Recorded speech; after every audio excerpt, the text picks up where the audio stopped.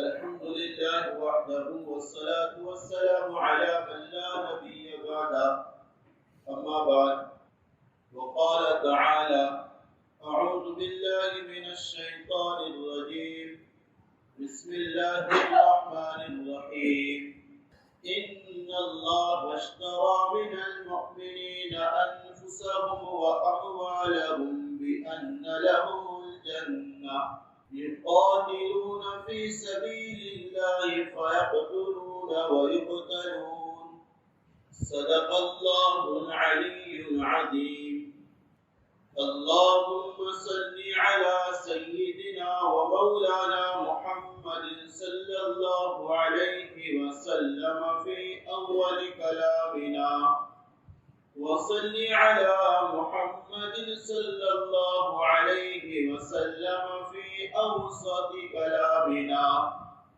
وصل على سيدنا ومولانا محمد صلى الله عليه وسلم في آخر كلامنا.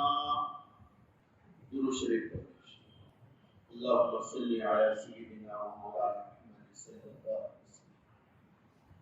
میرے معزز بزرگوں، عزیز ساتھیوں، اللہ نے انسان کو جو بنیادی نعمتیں عطا کی ہیں وہ تقریباً 3 ہیں.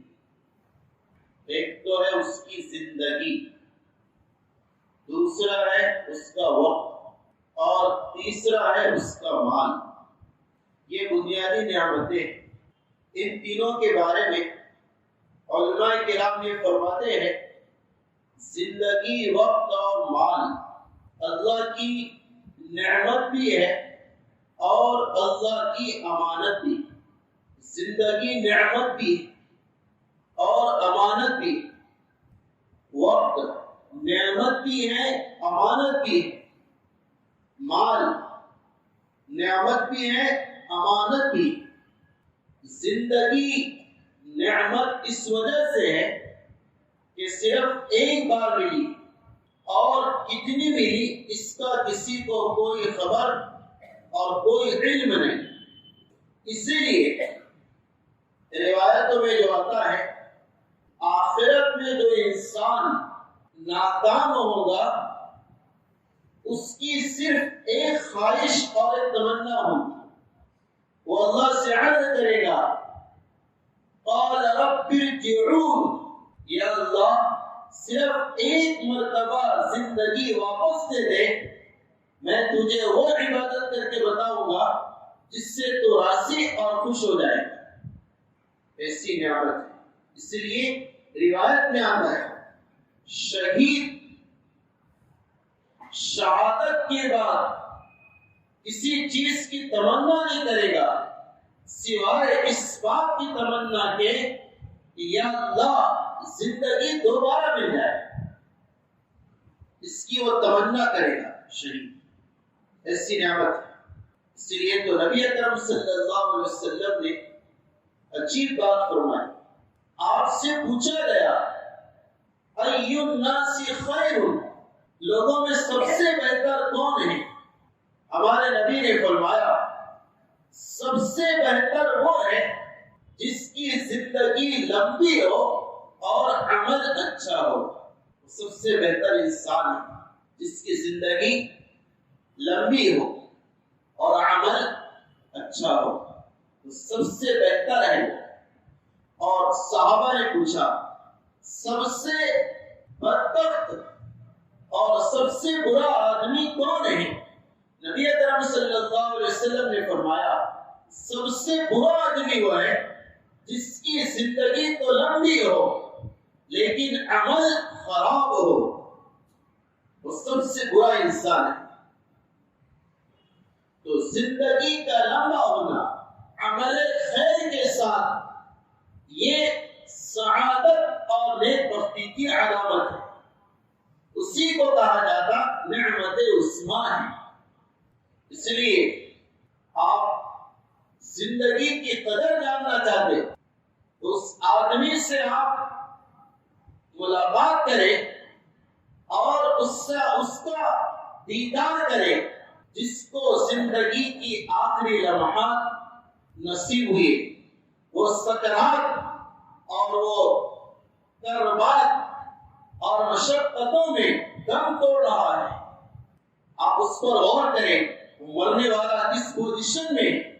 اس لیے حضرت عمر فرماتے جس کا دل موت سے، مرنے والے کی موت سے نرم نہ ہو، اس کے دل کو کوئی چیز نرم نہیں کر سکتی، کیونکہ وہ آنکھوں سے دیکھ رہا، اس کی زندگی چھوٹ رہی، اب اس کے پاس کوئی چانس نہیں۔ وہی کہتا ہے زبان حال، اگر دنیا کی تمام خطے کے بدل میں سونا چاندی دے دوں اور فدیے میں ایک دن زندگی کا مانگ کروں تو میں اس پر بھی راضی ہوں۔ اگر ایسا ہوتا کہ اپنی سب کچھ لٹا کر ایک دن کا چانس مجھے دے دیا جائے تو وہ ایسا کرنے کو تیار ہو جاتا۔ مرنے والا کیا نعمت تھی زندگی کہ جس میں بیوی تھی، سارے رشتے بحال تھے، یہ باپ تھا، شوہر تھا، بھائی تھا، سارے رشتے بحال، اس کا مال اس کے نام پر تھا، اس کی پراپرٹی اس کے نام سب تھی۔ جہاں یہ رخصت ہوئی کہا جانے لگا میت اور مردہ اور باڈی، وہ مال جسے تجھے اپنے ہونے پر ناز تھا اب اسے کہا جانے لگا میراث۔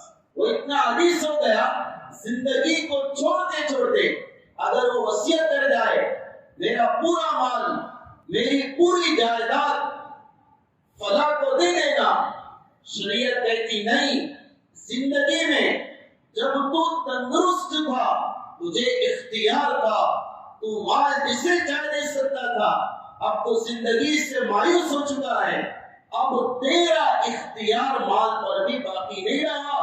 اگر تو پوری وصیت کرتا ہے، پورے مال کو ڈونیٹ کرنے کی بات کہتا ہے، شریعت کہتی نہیں، پوری جاری نہیں ہوگی، 1/3 اور تہائی حصہ جاری۔ اس کے اختیارات بھی زندگی کے دائرے سے ختم ہو جاتے ہیں، بیوی بھی دور ہو جاتی ہے، آل و اولاد، اقارب، اعیان، یہ نام دیتے ہیں، باڈی ہے اور مردہ جسم ہے۔ یہ ساری باتیں کب پیش آتی ہے؟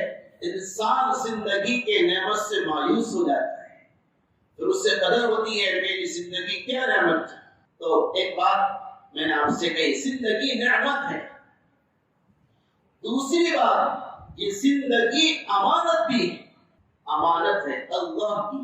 اسی لیے جو بھی آنے والا انسان ہے اس زندگی کو اپنے طور سے جیسا چاہے گزارنے کا مکلف نہیں، شریعت نے اسے اختیار نہیں دیا۔ یہ میرا قلم ہے، میں اگر کسی کو دوں بطور امانت، جس کے پاس میں نے رکھا وہ اسے اسی طرح یوز کرے گا جیسا مالک اجازت ہے۔ یہ زندگی اللہ کی امانت ہے، اسی طرح یوز کرنا جیسا اللہ نے کہا ہے۔ اس لیے علماء نے مسئلہ لکھا ہے، میں نے کئی بار اس سے نقل کر چکا ہوں، ایک انسان اپنے بالوں کو بیچنا چاہے تو کیا شریعت اس کی اجازت دیتی ہے؟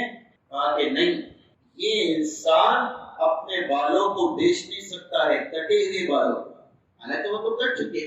جیسے بال لے کر کوئی چیز خریدی بھی جاتی ہے، بچوں کے کھلونے، بچوں کی سویٹ، تو کیا اس کی اجازت ہے؟ شریعت کہتی نہیں، بالکل اجازت نہیں۔ کیوں؟ چونکہ انسان بیچ اس کو سکتا ہے جس کا وہ مالک ہو، تو تیرے بدن کے ایک بال کا بھی مالک نہیں تو اسے بیچے گا کہاں سے؟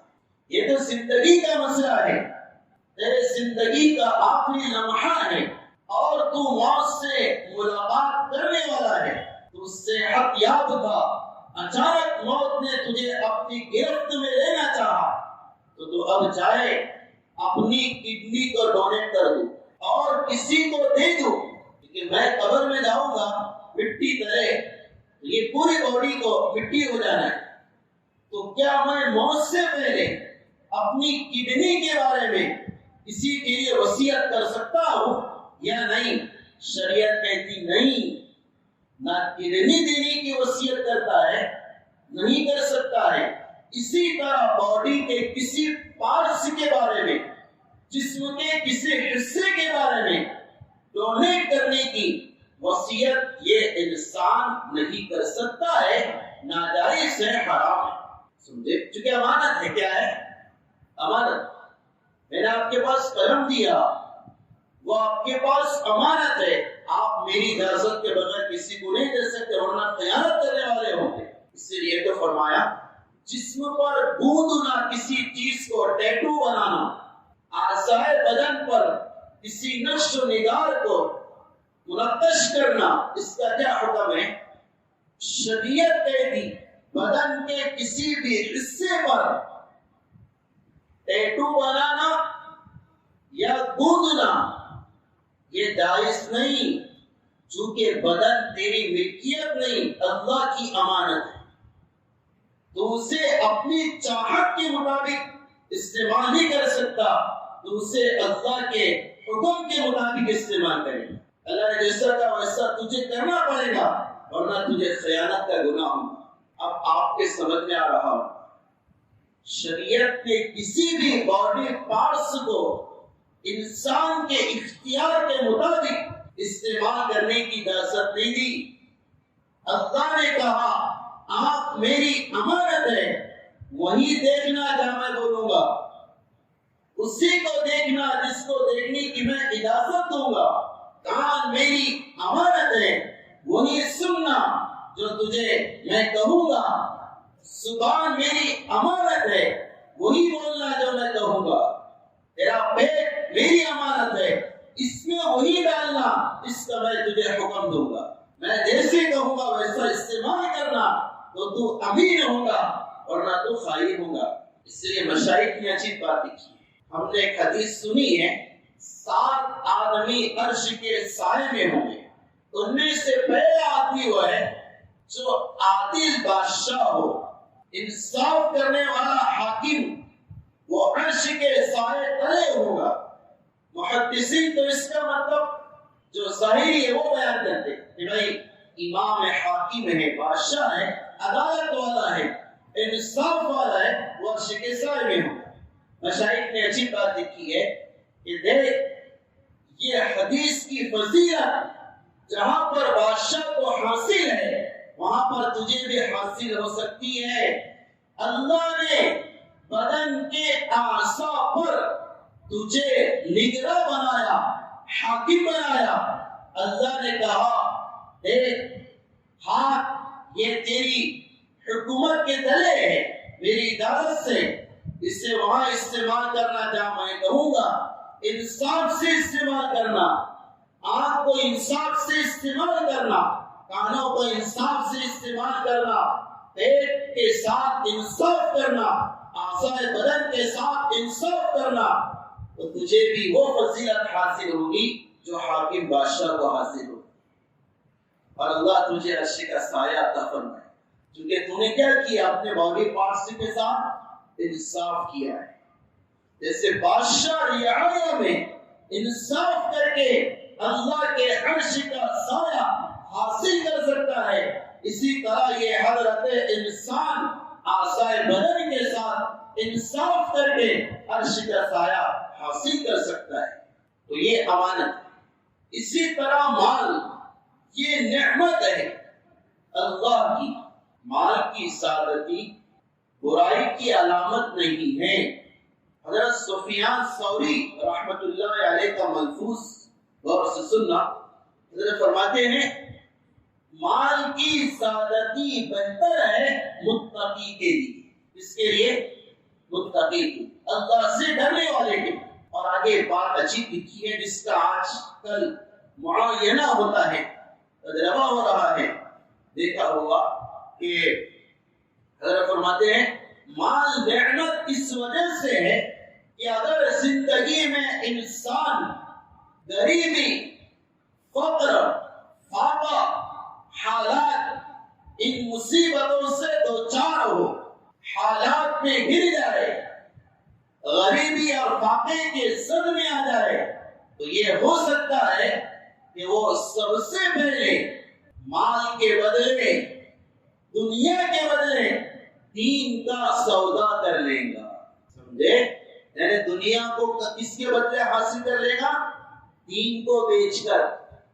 ایسا وقت آئے گا، حضرت فرما رہے سفیان ثوری رحمت اللہ علیہ کہ دنیا آ رہی، یہ غریب ہے، حالات سے دوچار ہے، اس سے کہا جا رہا تو فلاں گناہ کا کام کر لے، تجھے ہم مال دے دیں گے، وہ تیار ہو جاتا ہے.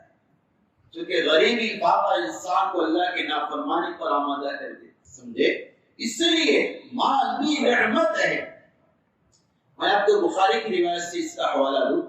حضرت ایوب علیہ السلام بیماری سے اچھا ہو گئے. اللہ نے ان کی دعا سن لی تو اس کا افاقے کا شفا کا طریقہ یہ بتایا، غسل کرو فلاں چشمے کے پانی سے. حضرت ایوب علیہ السلام غسل کرنے لگے، پانی ڈالنے لگے بدن پر، تو اس کی برکت سے بدن اچھا ہو گیا. جس وقت غسل کر رہے تھے اسی وقت حضرت ایوب علیہ السلام کے اوپر سے سونے کی ٹٹیوں کی اور تتلیوں کی بارش ہونے لگی. بالکل صحیح بات ہے بخاری میں. سمجھے؟ اب سونے کی ٹٹیوں کی بارش ہونے لگی تو حضرت نے نہانا چھوڑا، اس سے سمیٹنا شروع کر دیا. اللہ نے کہا ایوب، میں نے تجھے صحت کی نعمت دی، تو پھر بھی سونے کی چیزوں کو جمع کر رہا. حضرت نے عجیب بات کہی، نبی تھے. اللہ بتا کہ اللہ شفا بھی تیری نعمت ہے اور مال بھی تیری نعمت. ایوب تیری نعمت سے کبھی مستغنی نہیں ہو سکتا ہے، یعنی تیری نعمت کی ایوب کو ہمیشہ ضرورت ہے. تو پتہ چلا کہ مال بھی کیا ہے؟ نعمت ہے. حضرت عمرو بن عاص رضی اللہ تعالی عنہ کو نبی اکرم صلی اللہ علیہ وسلم نے جگہ اللہ کے راستے میں بھیج رہے تھے تو دو دعائیں دی. پہلی دعا دی اللہ تجھے کامیاب کرے، یہ دعا دی حضرت عمرو بن عاص. اور دوسری دعا دی کہ اللہ تجھے مال غنیمت کے ساتھ واپس لوٹائے. یہ دعا دی نبی نے. حضرت عمرو نے کہا یا رسول اللہ، میں اللہ کے راستے میں جو جا رہا ہوں مال کے لیے نہیں، اللہ اور اس کے رسول کی محبت پر جا رہا. یہ کہا نبی اکرم صلی اللہ علیہ وسلم سے حضرت عمرو نے.